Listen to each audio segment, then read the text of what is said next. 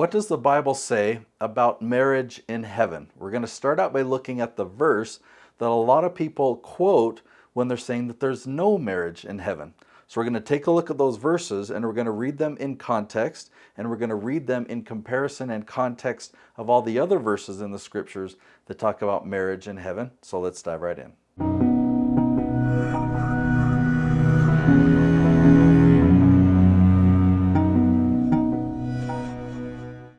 Okay, so let's look at Matthew 22. Starting in verse 23, the same day came unto him the Sadducees, which say there is no resurrection, and they asked him. Okay, so the people who are asking this question, they don't believe in resurrection. There's the Pharisees and the Sadducees. The Pharisees do believe in resurrection, but the Sadducees do not, and they're the ones asking this question, trying to trick Jesus. And these people who don't believe in resurrection, they're asking him a question about resurrection. Kind of interesting. Saying, Master, Moses said, if a man die having no children, his brother shall marry his wife and raise up seed unto his brother. Now, there were with us 7 brethren, and the first, when he had married a wife, deceased, and having no issue, left his wife unto his brother.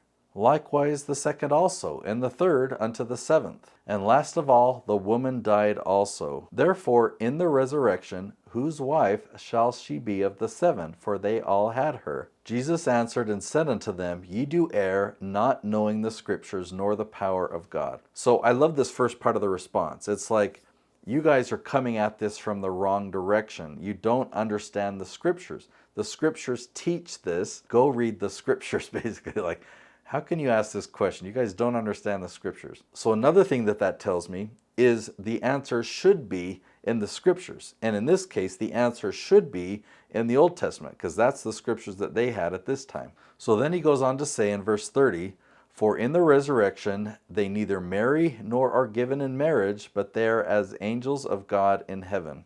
So the way I take this verse to mean is when the resurrection is happening, that's not when marriages are happening. We're not going to be paired and matched and whatnot, because marriage happens in this earth. And by the authority of the priesthood, whatever man seals on earth shall be bound in heaven, right? So marriages need to take place during this life on earth, not afterwards during the resurrection. But as touching the resurrection of the dead, have ye not read that which was spoken unto you by God, saying, I am the God of Abraham, and the God of Isaac, and the God of Jacob.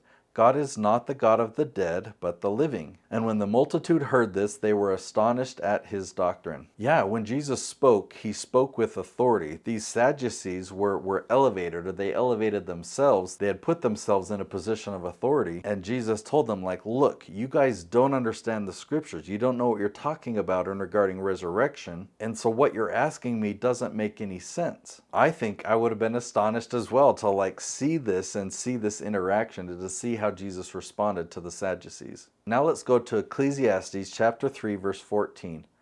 I know that whatsoever God doeth, it shall be forever. Nothing can be put to it, nor anything taken from it. And God doeth it, that men should fear before him. Let's look at a similar verse in Matthew chapter 16, verse 19.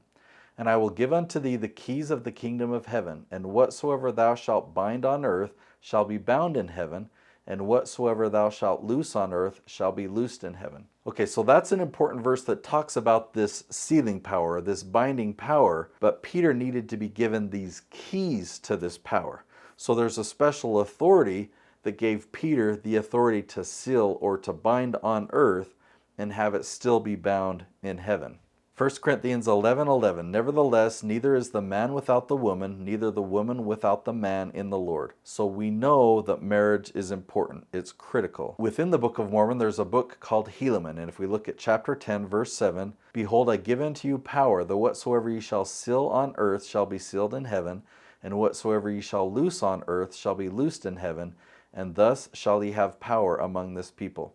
So it's important that a people have a prophet among them, that there be this priesthood authority. Just like Peter was given this priesthood authority, and Adam was given this priesthood authority, the prophet Helaman was given this priesthood authority. So not all marriages last. Most of the time when people get married civilly, the preacher will say, till death do you part, or till death do us part. In that marriage vow, it's saying that that marriage will not last. But if the priesthood authority, the same priesthood authority that Peter was given, those keys he was given to seal and bind on earth, if you're married or sealed by that priesthood power, that marriage can last after this life. And in fact, that's the whole point of that priesthood power, is to make it so that we can be married and take that marriage with us after this life. Doctrine and Covenants, section 131, verse 2.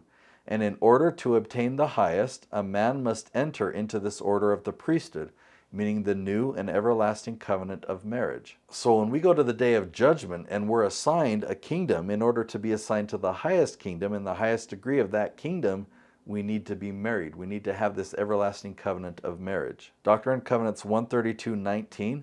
And again, verily I say unto you, if a man marry a wife by my word, which is my law, and by the new and everlasting covenant, and it is sealed unto them by my Holy Spirit of promise, by him who is anointed, unto whom I have appointed this power and the keys of this priesthood, and it shall be said unto them, ye shall come forth in the first resurrection, and if it be after the first resurrection, in the next resurrection, and shall inherit thrones, kingdoms, principalities, and powers, dominions, all heights and depths. Then shall it be written in the Lamb's book of life, that he shall commit no murder whereby to shed innocent blood. And if ye abide in my covenant, and commit no murder whereby to shed innocent blood, it shall be done unto them in all things whatsoever my servant hath put upon them, in time and through all eternity, and shall be of full force when they are out of the world. And they shall pass by the angels and the gods which are set there, to their exaltation and glory in all things, and hath been sealed upon their heads, which glory shall be a fullness and a continuation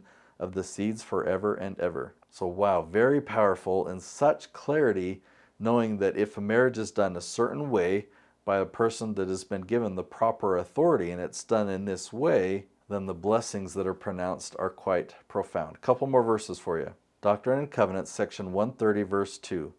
And that same sociality which exists among us here will exist among us there, only it will be coupled with eternal glory, which glory we do not now enjoy. In section 138, verses 47 and 48, the prophet Elijah was to plant in the hearts of the children the promises made to their fathers, foreshadowing the great work to be done in the temples of the Lord in the dispensation of the fullness of times, for the redemption of the dead and the sealing of their children to their parents, lest the whole earth be smitten with the curse and utterly wasted at his coming. So what a blessing it is that temples are continuing to spread across the entire earth, hundreds and hundreds of places where man and woman, husband and wife, can be sealed together for time and for eternity.